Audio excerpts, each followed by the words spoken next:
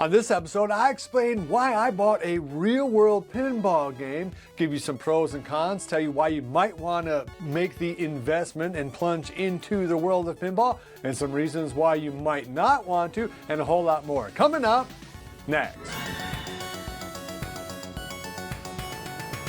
Hey everybody, welcome on back into the Game Shack, the world's tiniest arcade. I am your host, JDV. Thanks for stopping on by. A quick note about our narrative work. We should have episode 6 of Reanimated up sometime in mid-April. Fingers crossed, so about a month from now, check out Reanimated episode 6 right here on this channel. If you want to catch up with the first 5 episodes, check them out over there.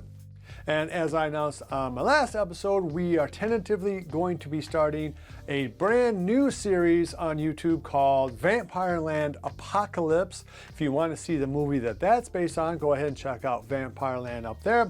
Anyway, it should be a hoot, a lot of fun, kind of a fantasy, adventure, horror type show that we should hopefully start shooting this summer. Okay, well, back on topic.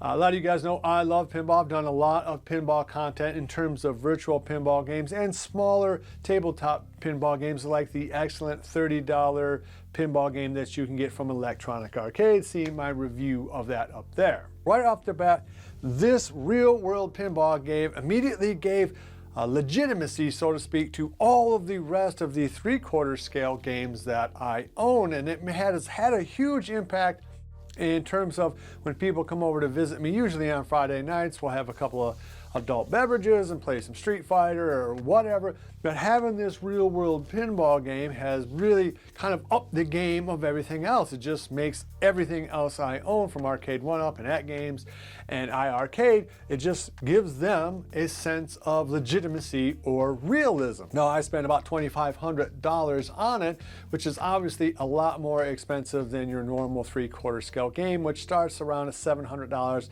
and goes down to maybe as low as $200 or $300 if you can pick one up used on eBay or Facebook. This particular game, Gorgar from 1979, is right on point with the theme of my arcade. I'm a horror movie director, so this sort of thing is perfect for the theme of my arcade. Lastly, it's perfect with the overall arching goal of my arcade, which is not just arcade games that I like to play, but games that all of my friends like to play. So every Friday night I try to have some buddies come over. We'll play a bunch of the different games, Street Fighter, racing games, virtual pin, you know, all the games that you've seen reviewed here on the channel. But now we can play pinball. So even though I had to spend a lot of money to get this game in here, I love the fact that I did it. I'm happy with my purchase so far, and God willing, knock on wood, it doesn't break down anytime soon because I'm no electrician.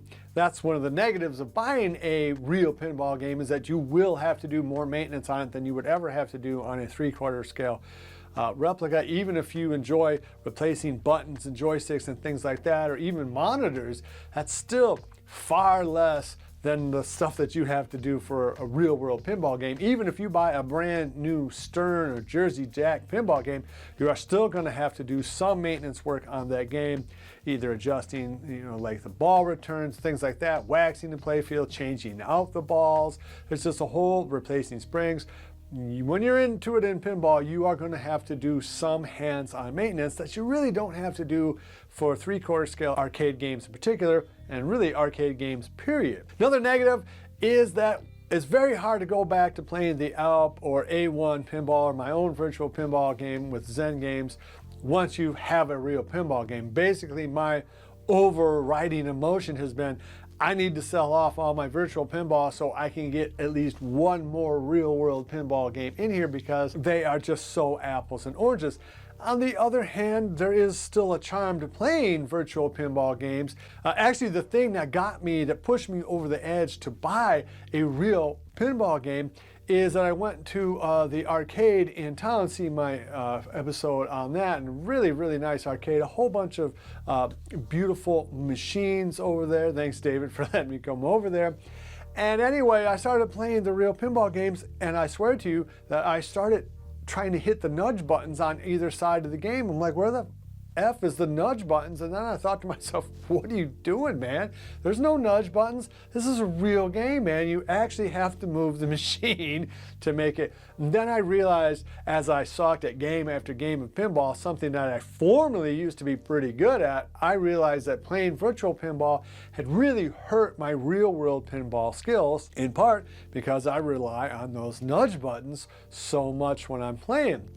And then as I've owned this game over the last 2.5 weeks, real pinball is just so much better than virtual pinball. It's hard to describe. I mean, it really is almost completely different. It's not fair to virtual pinball because how could they ever really match pinball with the technology that we have today?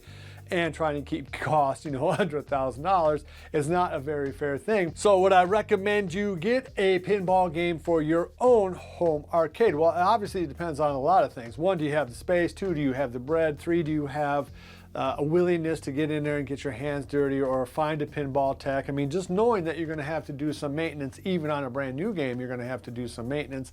The other big thing is your arcade aimed just kind of at yourself or your wife's interest? Or do you have people come over? Are you interested in having, say, people from work come over to your house, friends, birthday parties, they say for your kids? I mean, I guess it depends on how public your arcade is. Hopefully, I'm going to be making some more pinball content specifically about getting into the types of pinball games that you can own, what kind of prices you should expect to pay for pinball. The market is not quite as hot as it was before Christmas. It's come down just a notch, but pinball games are still very, very expensive. So of course that's always going to be a consideration, size, all of that kind of good stuff. But I hope to have some buying guides come out soon if you are interested in adding your own pinball game. All right, so that's going to wrap up this episode of Game Shack. If you do like this sort of content, give me a thumbs up on the way out the door. Please subscribe to our channel. If you haven't, hit the notification bell when you do. Love each other. And until next time, I'll see you guys in Game Shack. Mwah! Be sure to visit evilgeniusentertainment.com for exclusive content, swag, casting call news, and much, much more.